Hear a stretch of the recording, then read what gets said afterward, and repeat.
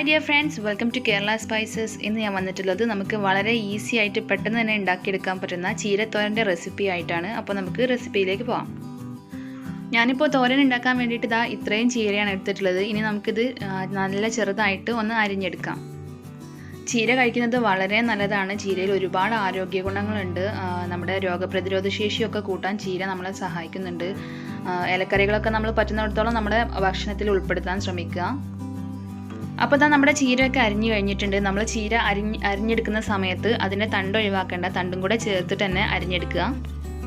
ഇനി നമ്മുടെ തോരനിലേക്ക് ആവശ്യമായിട്ടുള്ള അരപ്പൊന്ന് തയ്യാറാക്കിയെടുക്കണം. അപ്പോൾ അതിന് വേണ്ടിയിട്ട് ഞാൻ 1/4 കപ്പ് തേങ്ങ, 2 ചെറിയുള്ളി, 3 പച്ചമുളക് എടുത്തിട്ടുണ്ട്. നമുക്കിത് നന്നായിട്ടൊന്ന് ചതച്ചെടുക്കണം. പേസ്റ്റ് ആക്കൊന്നും വേണ്ട, ജസ്റ്റ് ഒന്ന് ചതഞ്ഞാൽ മാത്രം മതി. അപ്പോൾ നമുക്കിനി തോരൻ ഉണ്ടാക്കി തുടങ്ങാം. അപ്പോൾ അതിന് വേണ്ടിയിട്ട് ഞാനൊരു പാനിലേക്ക് ആവശ്യത്തിനുള്ള വെളിച്ചെണ്ണ ഒഴിച്ചു കൊടുക്കുകയാണ്. ഇപ്പോൾ നമ്മുടെ എണ്ണയൊക്കെ നന്നായിട്ട് ചൂടായി വന്നിട്ടുണ്ട്. ഇനി നമുക്കിതിലേക്ക് ഒരു 2 ടീസ്പൂൺ കടുക് ചേർത്ത് കൊടുക്കാം.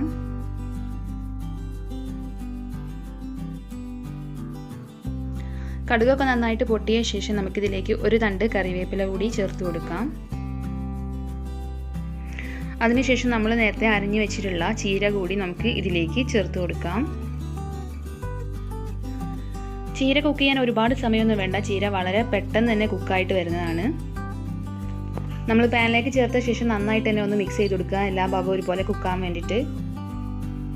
അതിനുശേഷം നമുക്ക് ആവശ്യത്തിനുള്ള ഉപ്പ് ചേർത്ത് കൊടുക്കാം. ഒരുപാട് ഉപ്പൊന്നും വേണ്ടി വരില്ല, നമ്മൾ ചീര നന്നായിട്ട് വാടി വരുമ്പോൾ. അപ്പോൾ അതിനനുസരിച്ച് ഉപ്പ് ചേർത്താൽ മതി. ഒന്നും കൂടി ഒന്ന് മിക്സ് ചെയ്ത് കൊടുക്കുക. ഇനി നമുക്ക് അടച്ച് വെച്ചിട്ട് ഒരു 2 മിനിറ്റ് കുക്ക് ചെയ്തെടുക്കാം. ഇനി നമ്മുടെ ചീരയിലേക്ക് നമ്മൾ നേരത്തെ തയ്യാറാക്കി വെച്ചിട്ടുള്ള അരപ്പ് ചേർത്ത് കൊടുക്കാം. അതിനുശേഷം നന്നായിട്ടൊന്ന് മിക്സ് ചെയ്യാം.